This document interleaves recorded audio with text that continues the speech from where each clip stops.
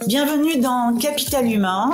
Je suis Magali Siméon, ancienne dirigeante, membre de Comex dans des grands groupes et coach. J'ai vu à quel point les équipes, le capital humain peut transformer une entreprise. Mais la réalité est parfois difficile. Est-ce que vous avez du mal à attirer ou garder les meilleurs talents? Est-ce que vous êtes parfois frustré devant certains départs? Ou est-ce que vous vous demandez combien de vos salariés se lèvent chaque matin avec l'envie de donner le meilleur d'eux-mêmes? Dans ce podcast, nous proposons des histoires inspirantes et vraies, des stratégies concrètes pour transformer votre capital humain en un véritable levier de succès. Alors, est-ce que vous êtes prêt à transformer ou améliorer votre approche? Abonnez-vous et rejoignez-moi chaque semaine pour partager vos défis et célébrer vos succès.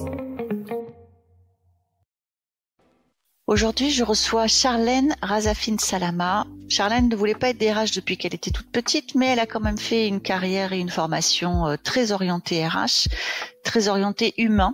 Et si vous avez envie de savoir comment l'intelligence artificielle va ramener de l'humain dans la fonction RH, alors cet épisode est vraiment fait pour vous.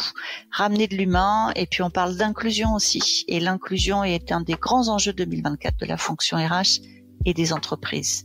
Je vous souhaite une bonne écoute. Bonjour Charlène. Bonjour Magali, merci de me recevoir.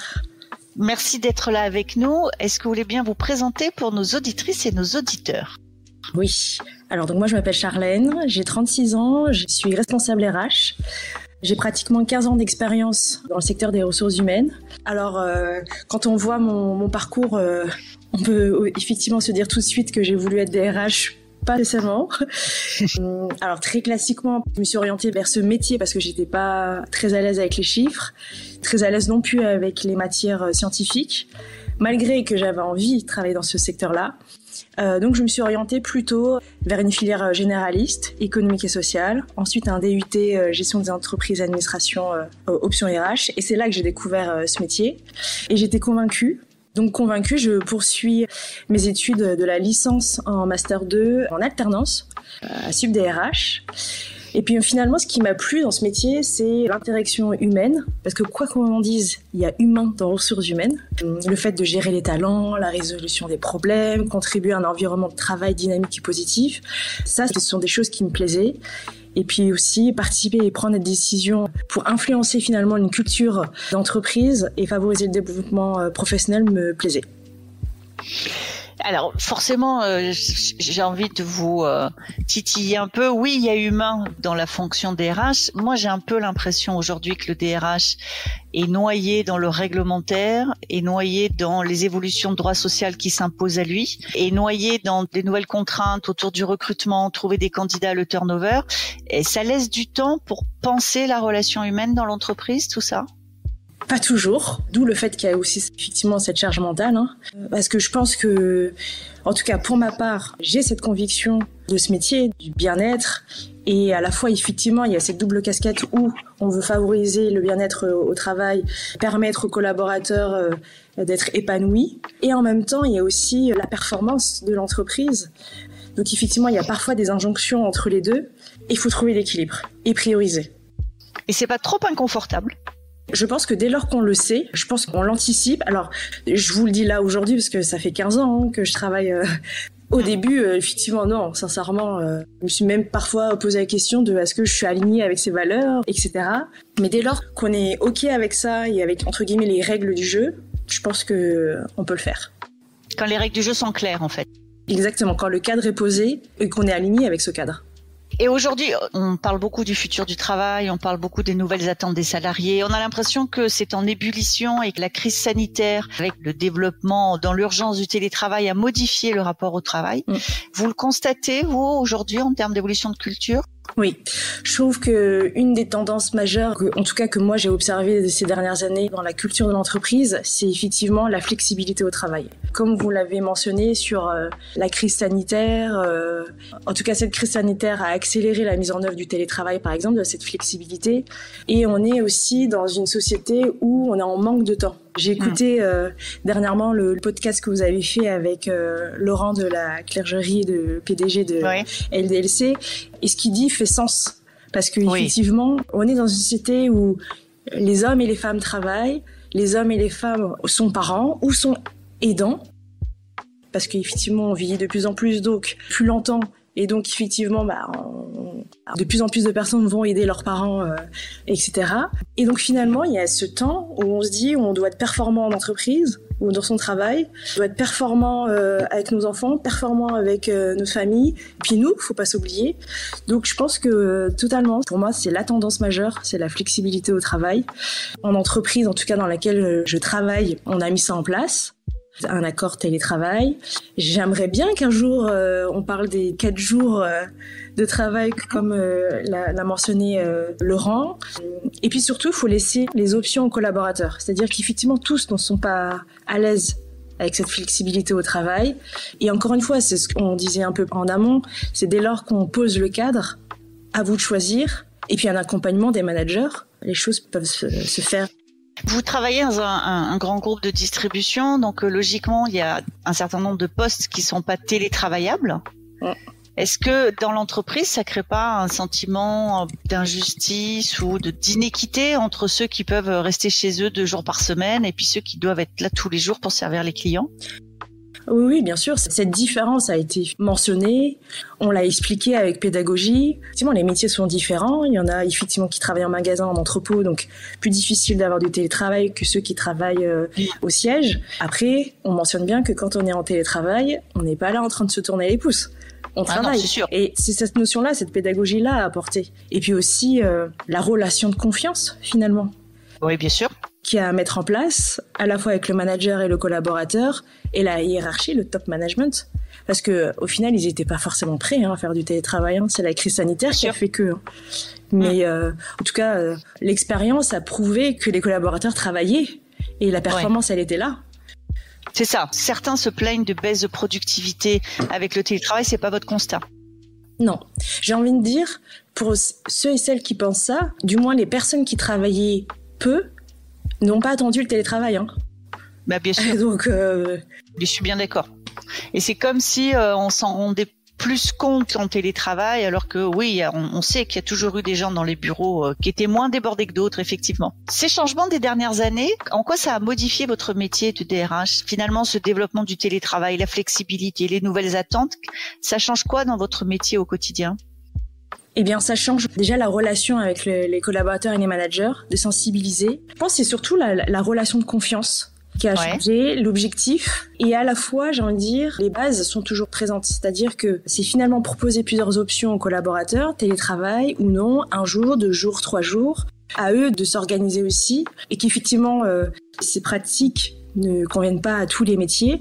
Et donc forcément, ça influence notre manière d'accompagner les collaborateurs et être plus dans la singularité et dans l'individualisation. Et donc, ça veut dire d'accompagner les managers à adopter une nouvelle posture managériale. Et donc, tout ça, ça rejoint aussi l'équilibre perso, pro, et aux entreprises de s'adapter aussi. Parce que la nouvelle génération, on en parle souvent, mais des fois, ça m'embête d'ailleurs de dire ça, mais c'est toujours les nouvelles générations qui impulsent finalement un mouvement. Bah, c'est à nous de se remettre aussi en question, parce que c'est plus le même rapport finalement. Mais quand on est DRH dans un grand groupe, la singularité, ça a ses limites. À un moment donné, comment vous faites? Parce que je suppose que on n'a pas multiplié les équipes par 3, donc l'équipe RH doit gérer plus de singularité, mais certainement pas avec plus de moyens. C'est clair. Non, bon, ça serait nouveau en tout cas, ça aussi. Effectivement, on peut pas faire du sur-mesure tout le temps, mais ça rejoint le fait que faut poser le cadre en amont et être en raccord, j'ai envie de dire, avec ses propres valeurs, les valeurs de l'entreprise et trouver le bon équilibre. Me concernant, j'essayais d'être dans le sur-mesure quand j'étais face à un collaborateur qui était en difficulté ou autre, qui posait des questions sur sa carrière, etc. Après, j'ai utilisé quand même la base commune sur, voilà les règles aujourd'hui, on peut pas faire comme ci, comme ça, mais demain, je peux t'accompagner sur tel sujet, mais après, à toi aussi d'être acteur de ta carrière, car je peux pas t'accompagner non plus main dans la main. Enfin, vous voyez ce que je veux dire? Oui, c'est-à-dire qu'en fait, il y a un socle commun et puis vous êtes capable de faire un peu de personnalisation, mais il reste un socle commun de règles. Exactement. Ou encore, là j'ai un exemple en tête, une collaboratrice qui avait de la famille en Guadeloupe, qui malheureusement, sa maman a été malade. Et donc effectivement, nous, on proposait un accord télétravail, c'était 1 jour, 2 jours, max 3 jours pour les personnes qui étaient en situation de handicap ou personnes aidantes. Donc là, J'allais pas lui dire en fait non, tu vas pas être en télétravail. Oui, on en a parlé avec son manager, on a posé le cadre, elle nous a rassurés par rapport au décalage horaire, etc. Ça, c'est sa responsabilité, j'ai envie de dire, et son choix. Et on l'a fait pendant 15 jours, voire un mois. Effectivement, elle était en télétravail pour subvenir aux besoins de sa mère.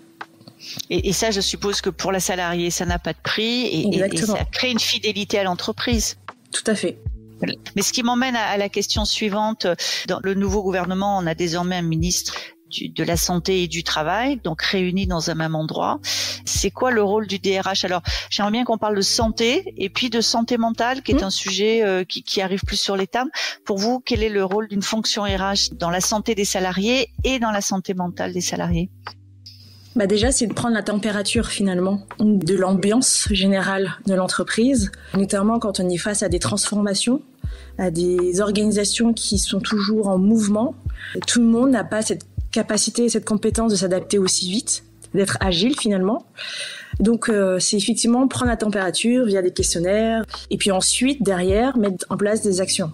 En tout cas dans l'entreprise dans laquelle je travaillais, on mettait en place des professionnels de santé. Donc c'était de manière anonyme, les collaborateurs pouvaient contacter cette solution. Il y a aussi, on a mis en place et c'est en test une solution qui permet d'évaluer de manière globale la santé mentale, proposer des vidéos, des podcasts, des rendez-vous avec des professionnels. Et en fait, j'ai envie de dire, déjà, on parle de santé mentale. Enfin, déjà, c'est un tabou. Et c'est relié à la folie, alors que pas du tout.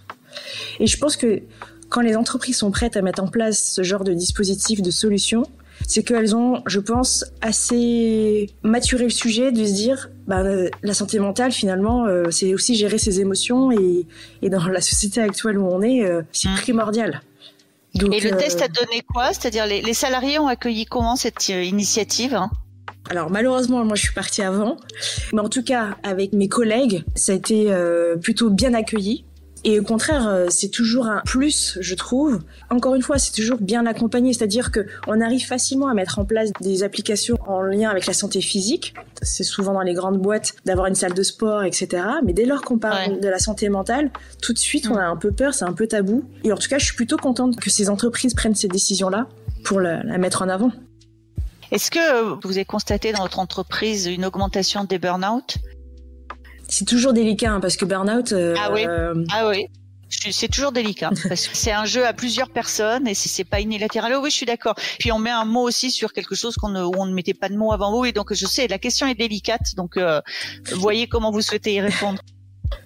Franchement, j'ai pas les chiffres. Je pourrais pas dire telle évolution ou pas. Mais en tout cas, moi, en tant que RRH sur le périmètre dans lequel j'étais, effectivement, on avait constaté. Parfois, on ne mettait pas les mots de ce burn-out qui était lié effectivement à une charge de travail conséquente ou à un management qui n'était pas bienveillant. En tout cas, me concernant, je l'ai vécu à un moment dans ma carrière et effectivement, je l'avais pas mis le mot parce qu'en fait, j'étais tellement dans la tête du guidon que je voyais pas.